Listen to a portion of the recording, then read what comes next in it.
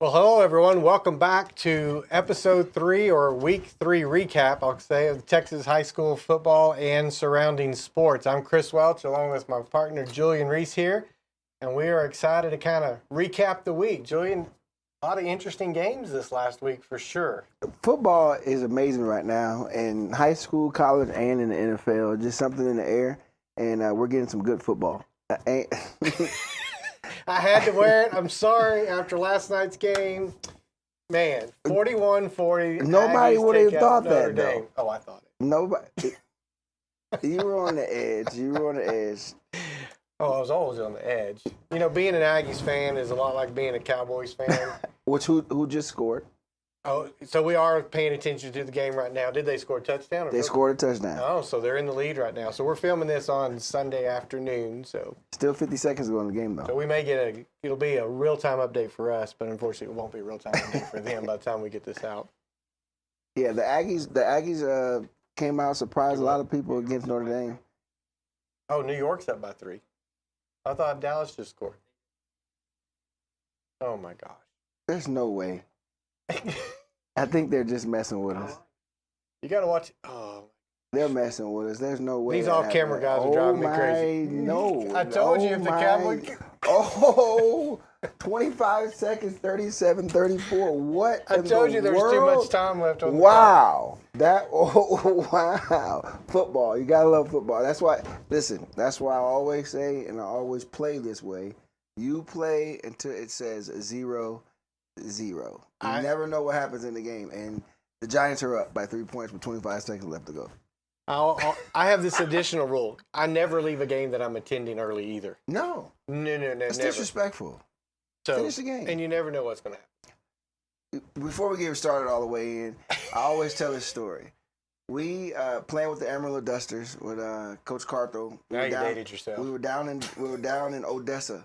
Well, we were the game that the lights go out before the Super Bowl, before the Ravens and the San Francisco 49ers. We were down 42 points in that game, 41-42, whatever it was. We were down going into the fourth quarter. We were down. We ended up winning that game by 7 points because no quit. You never know. Yeah. We scored on every phase of the game the rest of that fourth quarter.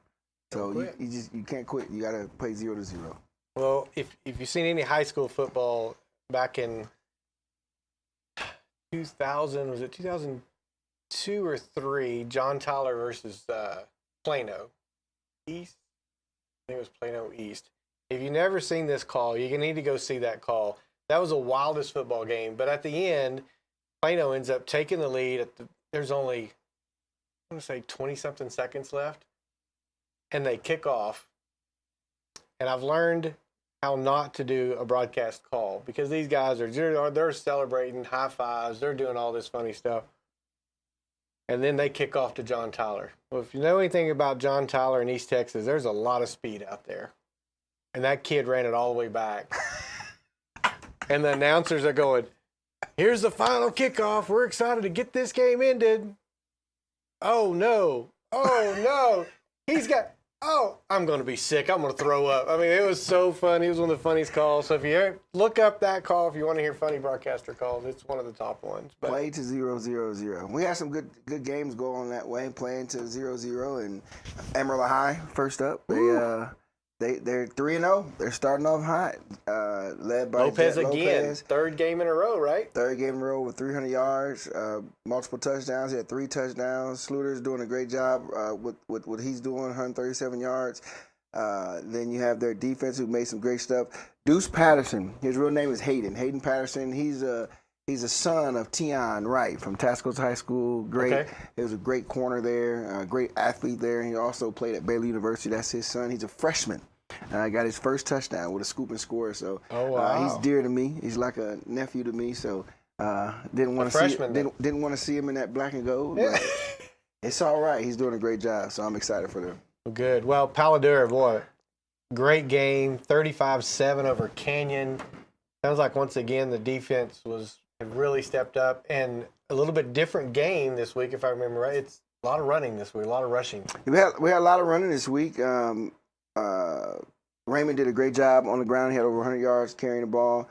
Deuce had a rushing touchdown. Darian had some really good rushes, and we had a big old reverse run by Kyron Brown, his first breakout game type. It wasn't in the air, but it was on the ground. Okay. So we had a lot of things going on in that game. I was going to be looking forward to seeing Amarillo High and Paladura next week. Really sounds like Paladur's starting to get the wheels turning. They try to get a lot of things going. Our kicker kicking the ball out the end zone was starting the game. That just boosted everybody. We were all excited. It's not unusual. He's doing a great job. He's figuring things out, but he finally got it on Friday night, and it was amazing just to watch that emotions come out for him to be able to put that ball in that end zone. All right. Well, one of the hottest teams out there right now, the highest ranked team, West Plains. is West Plains. Man, they took it to Estacado 63-34. Their best start in program history. Reed Macon is still hot, 6 total touchdowns. Man, and their running back. I mean, Slade's doing great over there as well. So that they've kind of got everything coming. Reed Macon is a leader. He's a leader. That group is just a good, tight-knit group, and they're making a statement of who they are. 4-year starter. 4-year starter. After one injury in that game, he came in, took over. He hasn't lost a beat, lost a step, and we're getting an update. I can't see.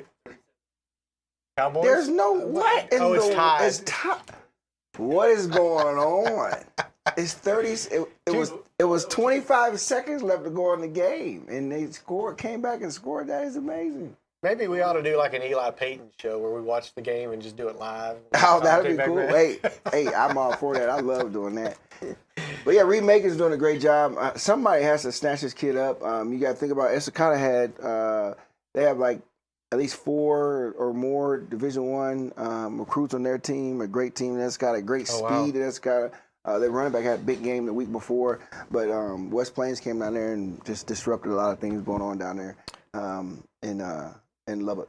Man, so I missed this one, but I would have loved to have been at this game. Dalhart ends up taking Panhandle, which we didn't pick. 42-35, and Trussler just went off. He is phenomenal. Between his rushing and his throwing. 500 yards in the air. When you throw the ball, listen, when you can put the ball in the air 500 yards, something is special about you. But then 6 touchdowns on top of that, he had a point to prove. And I wonder how much that 512, I didn't break that down, is rushing too. Well, even then, like you look at all-purpose yards, 500 all-purpose yards is that's insane. 6-man numbers. That is 6-man numbers. That's arena ball numbers. So 500 yards and 6 touchdowns, including his 80-yard game winner. I mean, wow. What do you say? So we totally missed that one. Hats off to Dalhart for really fighting in that one, because I really thought Panhandle would take that one. I did too. By a score or two, to be honest. Same one with the next one with Dumas versus Canadian. I chose Dumas. I chose Dumas and Colton Mills as well. And Canadian said, well, we got something for you at the end of this game. We're not going to let you score. And that's how they end up winning the game on defense. Normally offense does it, but Canadian stopped them. It's great. They were in the red zone going in, and Canadian came away with the stop. So I get a text during the Bushland game from Colby Butcher with Plains Dairy. Says Dumas on top 35-34. Mm-hmm. So I get that, and so I start talking a little bit. And so, there's a little bit of a delay from what they're seeing on our broadcasters, what we're getting. And I start saying that online, and then all of a sudden I get a text back, never mind, it's 40-35. And I'm like, what the heck? Yeah, Canadian went down. They got the score, and then after they got the score, they didn't get the field goal, but then they got the stop on defense. So Dumas was driving. They were close. They drove down, and going up to the left side, they got that stop. They didn't break that tackle. It was a gang tackle, and the game's over. So that's how they end up. Caprock got their first win. Hey, Caprock, 24-21 over Pampa. Yeah, it's great for Caprock. It's great for that young team. Coach Freeman's doing a great job over there. So it's good to see that they got a win. And next up, they got Canyon coming up, so they got some excitement going into that game. Yeah, they do. Randall gets on top of Perryton 28-21. Are they still unbeaten? Randall is still unbeaten. Cason's doing a great job. He has 2 touchdowns on the ground. He had to use his feet. And Perryton, Cooper, he had 30. Listen, and when you throw over 300 yards, over 100 yards, you're doing something special with your arm and your receivers combination. 3 touchdowns with that, and Gerardo had 197 yards, so that's very impressive. Hereford, Plainview, 39. Hereford drops to Plainview, 41-39. That's another shootout. There were a lot of close, high-scoring games. I picked Hereford on that one, too. Can't remember. Did I pick Hereford? No. Did I go Plainview? Oh, man. I missed that one. No, you won. That's right. I did get that one. You got that one. So Bushland goes down to Midland Christian. Knew this was going to be a battle. Goes into overtime, but the Falcons don't come out on the victory on that one. Falcons get the ball in overtime, first and goal. I mean, the ball it couldn't have been this far off the goal. I thought they were going to score. And we empty the backfield, try quarterback sneak. He gets pummeled at the line.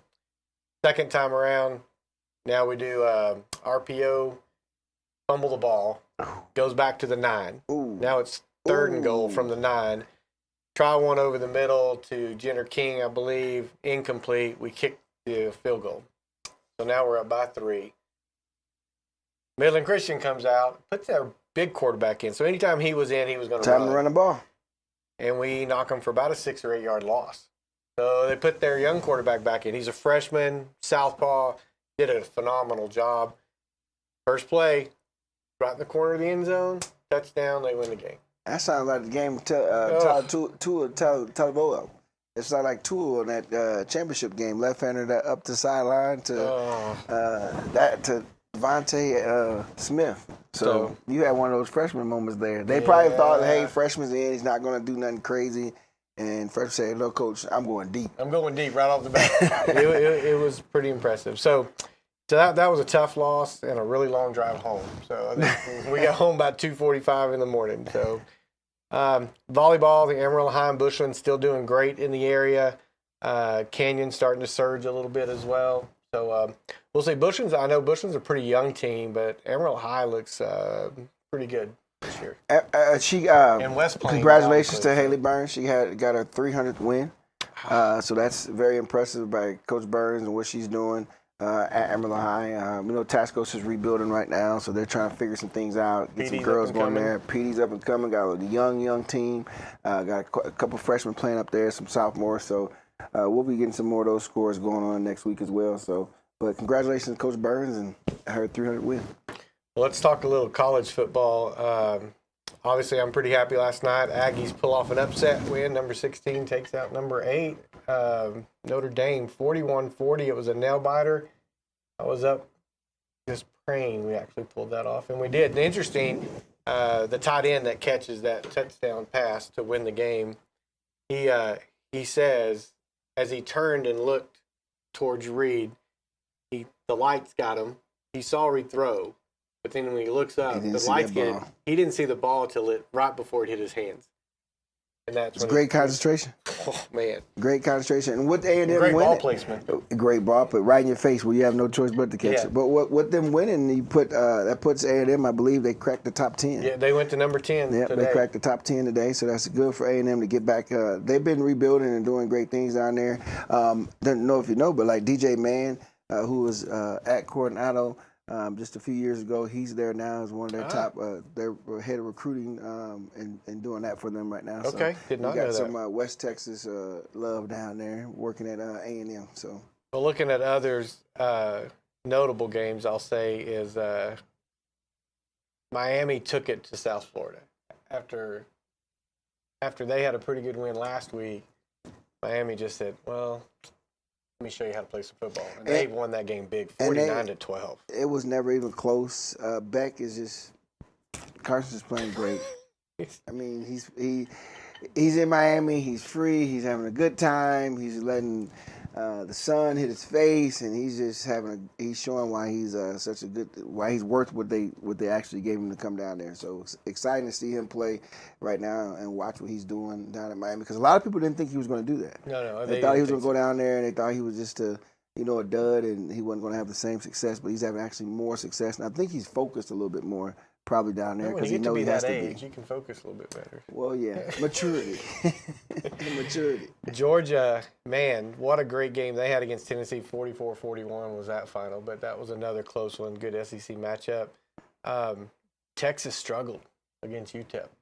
I think both you and I both agree something's up with Arch. I don't think he's 100%, but who knows? My opinion, I think something is going on with his shoulder. I think it's more probably his labrum, just by his delivery and his release on the ball. I think something possibly is going on in there with that. But you got to give UTEP the credit. UTEP has been building. They're doing a great job. We were talking about that off camera. They're doing a great job going to get kids. They went out, a lot of people under the radar last year during transfer time. They had got some really good players down there, some linemen. They started building with their O-line. Then they went to their defense, and then they started now bringing some receivers in. They got some top recruits to sign with them. They got a lot of recruits from this area. You got Kane over at West Plains. You know, he signed. He's going to UTEP, so it's going to be good. TJ's there from Tascosa. He's there right now, so it's going to be some good stuff watching. And Deuce is getting offered from there, so we'll go down next week, watch one of their games. So we'll see how that goes. Fun. Obviously, we talked about A&M and Notre Dame. Let's see. Coming on down the list. Alabama. Georgia Tech. Well, Alabama gets a big win. How about Georgia Tech knocking off Clemson? I watched that game. That game was it was a defensive game. They were doing really good.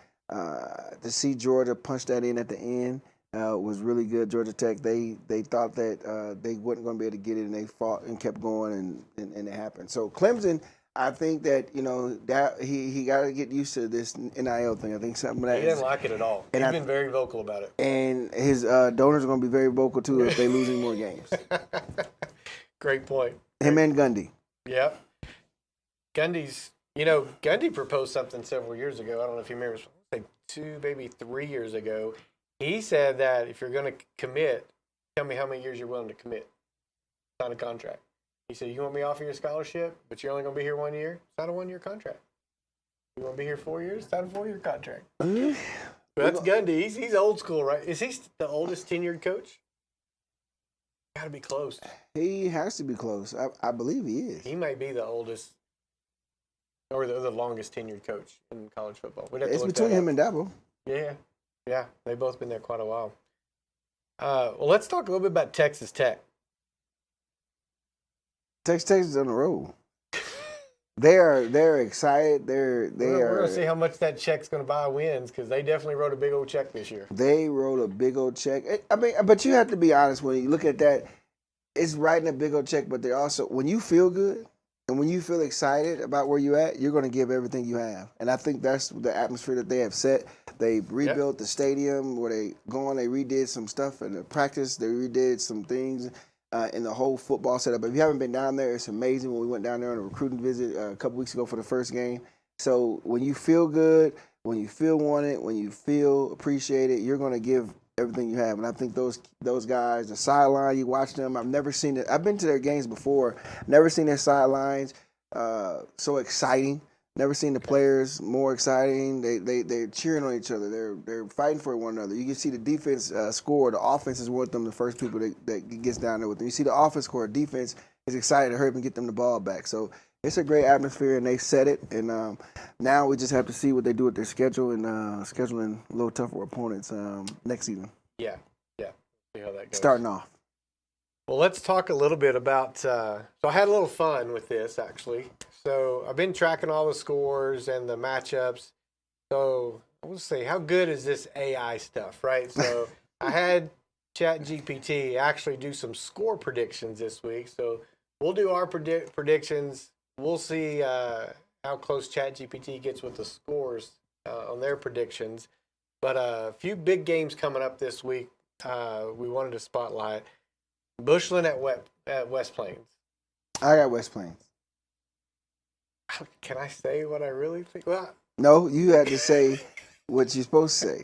You already told me. He already told me he gets Bushland. And I have to say Bushland since I do that announcing. But so this will be the 4th year those two have met. West Plains has never beaten Bushland in those 4 years. I didn't know that. 3 years. Oh yeah. Well, no, I know last year they lost. I remember that. So they've lost all 3 years to Bushland. I assure you, West Plains has this circled on their calendar.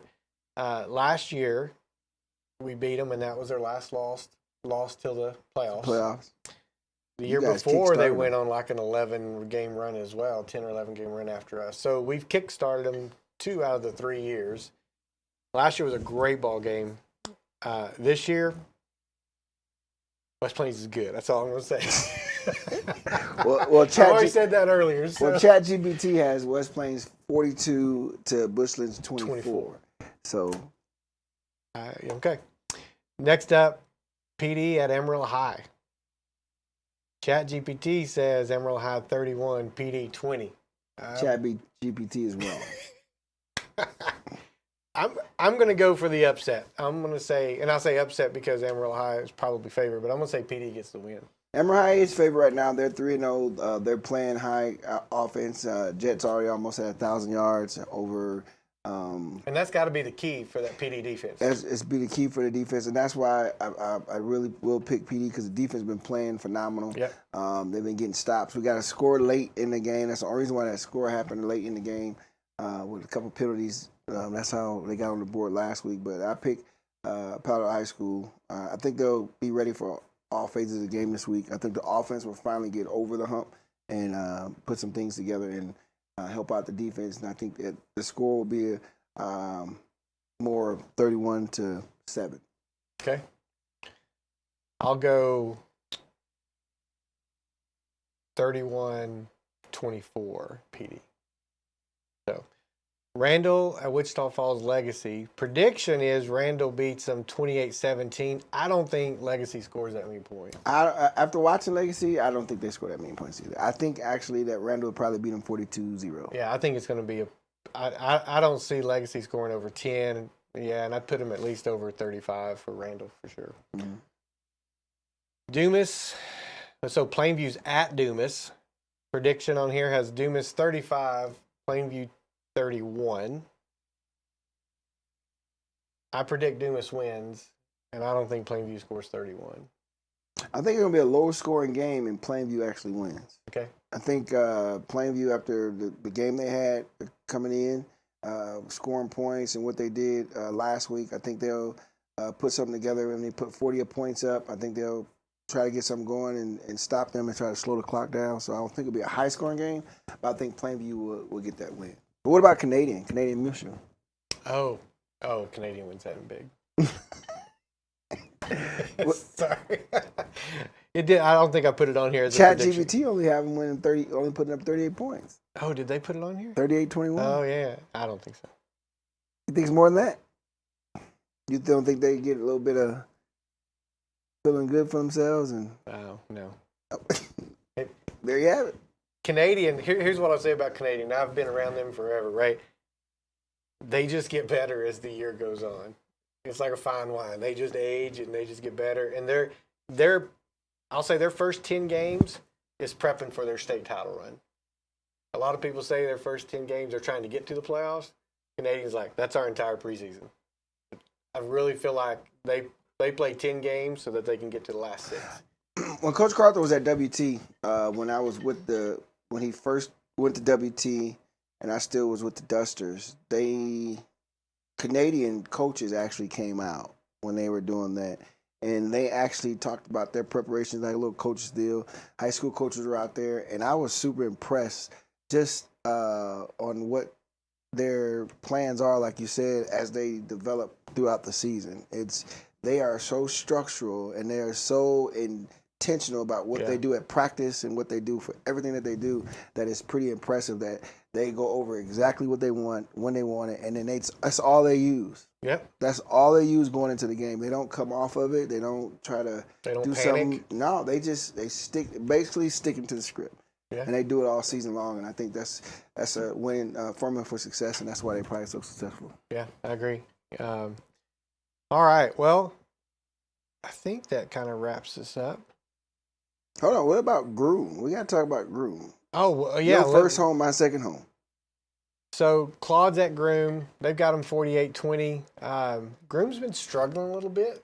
They kind of got spanked this last weekend. But I thought it was their homecoming this weekend, but their homecoming's not till the 31st, because I happened to be over there yesterday and ran into 6,000 people I know. Well, I can't say 6,000. There's not 6,000 people there, so 200 16. people.